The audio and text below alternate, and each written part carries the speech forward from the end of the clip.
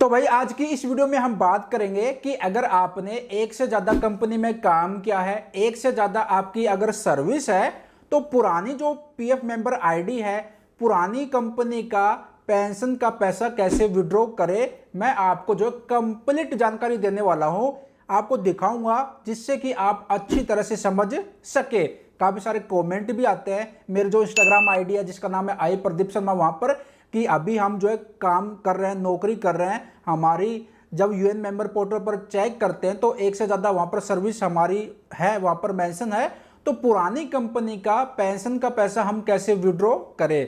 तो ये वीडियो देखने के बाद आपके मन में कोई भी डाउट नहीं रहेगा और आपको जो है एक करेक्ट सही जानकारी मिलेगी। नमस्कार दोस्तों, मेरा नाम है प्रदीप, आप देख रहे हैं टेक्नोलॉजी हब। चलिए मैं आपको लेकर चलता हूं कंप्यूटर की स्क्रीन पर, जिससे कि मैं आपको जब दिखाऊंगा कुछ चीजें तो आपको समझने में आसानी होगी।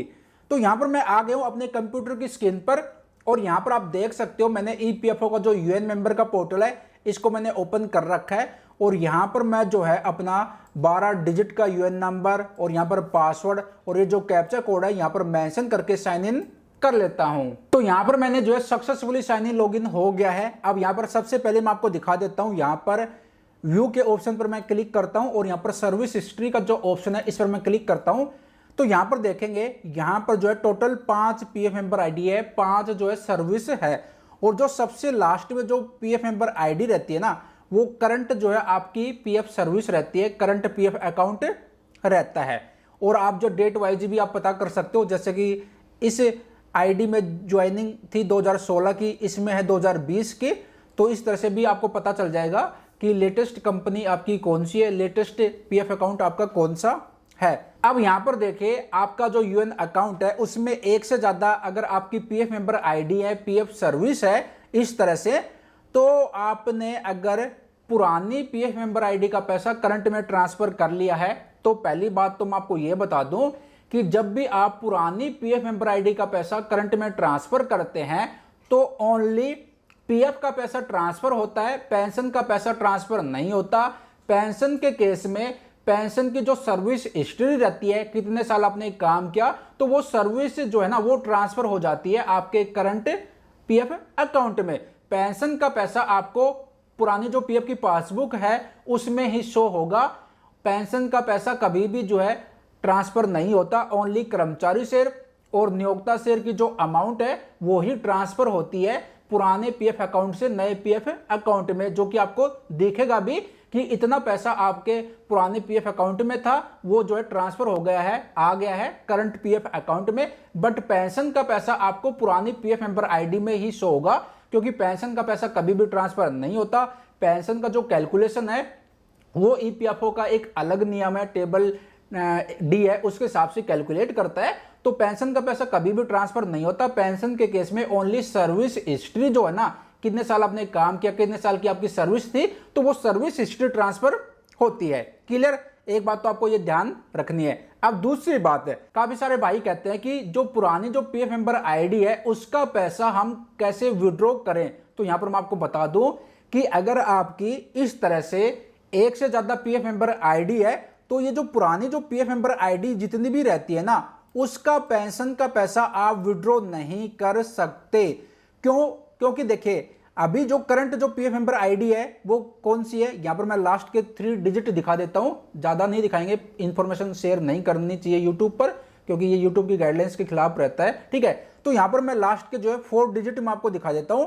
तो ये है करंट पीएफ मेंबर आईडी 111 और 3। ठीक है, अब जब हम एडवांस में या फिर पूरा पीएफ का पैसा निकालने के लिए ऑनलाइन सर्विसेज पर जाते हैं और यहां पर claim form 31, 19, 10C and 10D का ऑप्शन जब सेलेक्ट करते हैं तो यहां पर आपको देखने को मिलेगा कि जो आपकी रिक्वेस्ट इनिशिएट होगी, जो आपका पीएफ का पैसा विड्रॉ करने की जो रिक्वेस्ट सबमिट होगी वो कौन सी पीएफ मेंबर आईडी से होगी, यहां पर आपको देखने को मिल जाएगा। यहां पर दिखा रहा है करंट पीएफ मेंबर आईडी।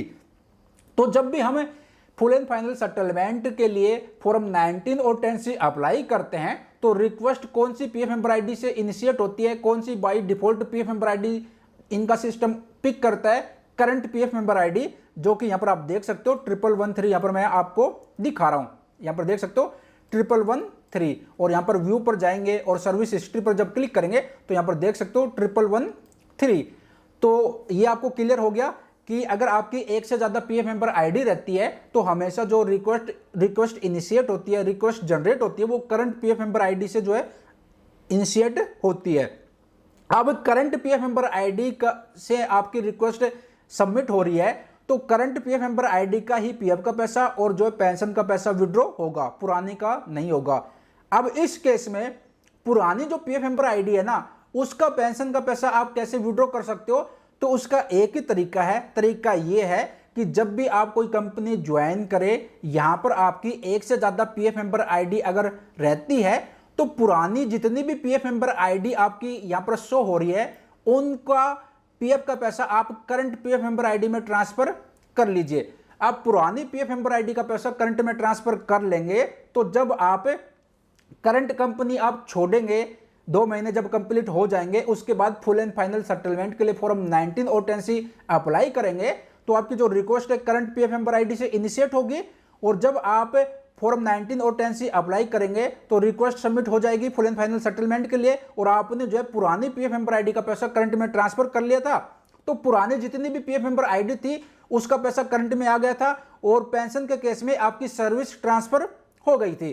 तो उसके बाद आपका पेंशन का पैसा, पुरानी जितनी भी पीएफ मेंबर आईडी थी उसका पेंशन का पैसा भी विड्रॉ हो जाएगा और करंट पीएफ मेंबर आईडी में जितना भी पीएफ का पैसा, पेंशन का पैसा रहता है वो भी विड्रॉ हो जाएगा। तो कभी भी आप जो है ना, पुरानी जो पीएफ मेंबर आईडी रहती है ना, इस तरह से अगर आपके यूएन अकाउंट में शो हो रही है तो पुरानी पीएफ मेंबर आईडी का पेंशन का पैसा आप कभी भी विड्रॉ नहीं कर सकते। दूसरी बात, पेंशन का जो पैसा रहता है, पेंशन कंट्रीब्यूशन की जो अमाउंट रहती है उसको आप एडवांस में भी नहीं निकाल सकते। तीसरी बात, पेंशन का जो पैसा रहता है उस पर जो ब्याज भी नहीं मिलता, इंटरेस्ट भी नहीं मिलता। तो अगर आपको पुरानी पीएफ मेंबर आईडी का पेंशन का पैसा विड्रॉ करना है, आप चाहते कि पैसा फंसे ना, तो आपको एक काम जरूर करना है। पुरानी जितनी भी पीएफ मेंबर आईडी आपकी शो होती है यहां पर, उन सभी पीएफ मेंबर आईडी का पैसा जो है करंट में जरूर ट्रांसफर कर लीजिए। करंट में ट्रांसफर कर लेंगे तो पुरानी पीएफ मेंबर आईडी का पीएफ का पैसा तो आ जाएगा और पेंशन की सर्विस हिस्ट्री ट्रांसफर हो जाएगी। और जब आप कंपनी छोड़ेंगे, 2 महीने कंप्लीट हो जाएंगे, तो फिर फॉर्म 19 और 10C अप्लाई करेंगे तो करंट पीएफ मेंबर आईडी में जितना भी पीएफ का पैसा रहेगा, क्योंकि पुरानी का हमने ट्रांसफर कर लिया तो पुरानी 2-3 जितनी भी पीएफ मेंबर आईडी थी उसका पीएफ का पैसा पूरा करंट में आ गया और पेंशन के केस में पुरानी जितनी भी 2-3 पीएफ मेंबर आईडी थी उसकी सर्विस हिस्ट्री जो है करंट में ट्रांसफर हो गई। तो जब आप फॉर्म 19 10C अप्लाई करेंगे तो पुरानी पीएफ मेंबर आईडी की जितनी भी आपकी सर्विस थी, जितना भी आपका पेंशन का पैसा था वो भी विड्रॉ हो जाएगा और करंट पीएफ मेंबर आईडी का पैसा भी विड्रॉ हो जाएगा। ऐसा नहीं है कि आप सेलेक्ट करें, आपके पास ऑप्शन आता है कि भाई पुरानी पीएफ मेंबर आईडी आपको सेलेक्ट करनी रहेगी तब जाके फॉर्म 19 10C अप्लाई करें, ऐसा नहीं है। ओनली एडवांस के केस में आपको जो है जितनी भी आपकी सर्विस रहती है, जितनी भी पीएफ मेंबर आईडी रहती है वो शो होती है कि भाई आपको एडवांस में कौन सी पीएफ मेंबर आईडी से आपको एडवांस में पीएफ का पैसा विड्रॉ करना है। अगर आपने पुरानी पीएफ मेंबर आईडी का पैसा करंट में ट्रांसफर नहीं किया है तो आप एडवांस में जिस भी पीएफ मेंबर आईडी का पीएफ का पैसा विड्रॉ करना चाहते हो तो आप कर सकते हो। बट अगर पीएफ का पैसा ट्रांसफर कर लेते हो तो पुरानी पीएफ मेंबर आईडी में आपका पीएफ का पैसा नहीं रहेगा, तो फिर उसका एडवांस में कैसे निकलेगा? क्योंकि आपने ट्रांसफर कर लिया था तो फिर आप जो करंट से ही जो एडवांस का पीएफ का पैसा विड्रॉ कर सकते हो।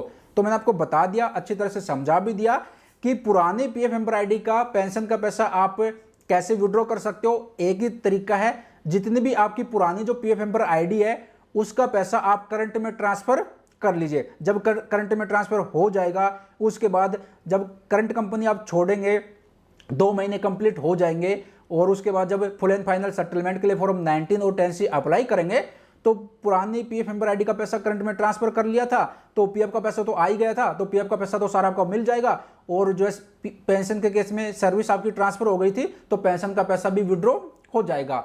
तो ये एक जानकारी आप सभी के साथ शेयर करनी थी। काफ़ी सारे लोग कहते हैं कि भाई हमारा जो है पुरानी जो पीएफ मेंबर आईडी है उसका पेंशन का पैसा कैसे विड्रॉ करें, अभी मैं जॉब कर रहा हूं। और एक चीज़ और बता दूं कि अगर आप जॉब कर रहे हो, नौकरी कर रहे हो, तो नौकरी करते करते आप पेंशन का पैसा जो है कभी भी विड्रॉ नहीं कर सकते।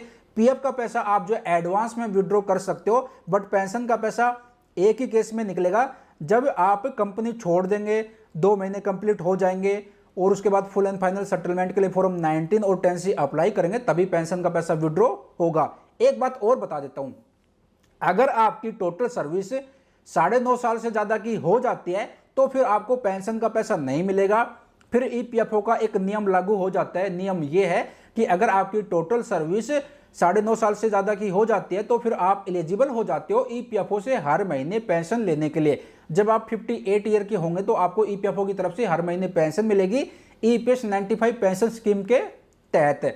तो अगर आपकी सर्विस 9.5 साल से कम की है तो आप पेंशन का पैसा विड्रॉ कर सकते हो, बट कंडीशन वही है कि पुरानी जितनी भी पीएफ मेंबर आईडी है उसका पैसा आपको करंट में ट्रांसफर करना पड़ेगा। उसके बाद जब करंट कंपनी छोड़ देंगे, 2 महीने कंप्लीट हो जाएंगे, उसके बाद जैसे फॉर्म 1910C अप्लाई करेंगे तो फिर पेंशन का पैसा भी विड्रॉ हो जाएगा। मैंने आपको दिखा दिया कि जब भी हम फुल एंड फाइनल सेटलमेंट के लिए अप्लाई करते हैं, 1910C अप्लाई करते हैं, तो करंट पीएफ मेंबर आईडी से ही जो है रिक्वेस्ट इनिशिएट होती है, रिक्वेस्ट सबमिट होती है। एक चीज और मैं आपको क्लियर कर दूं कि अगर आपकी सर्विस 6 महीने से कम की है तो फिर पेंशन का पैसा आपको नहीं मिलेगा, क्योंकि इस केस में अगर आपकी 6 महीने से कम की सर्विस है तो ईपीएफओ उस सर्विस को जीरो मानता है, और अगर आपकी 6 महीने से एक दिन भी एक्स्ट्रा सर्विस हो जाती है तो उस केस में ईपीएफओ उस सर्विस को 1 साल के बराबर मानता है। अब 9.5 साल का नियम यही है। ईपीएफओ कहता है कि भाई 10 साल की सर्विस होनी चाहिए अगर आप ईपीएफओ से हर महीने पेंशन लेना चाहते हो तो फिर मैंने आपको बताया कि 9.5 साल से ज्यादा की सर्विस हो जाती है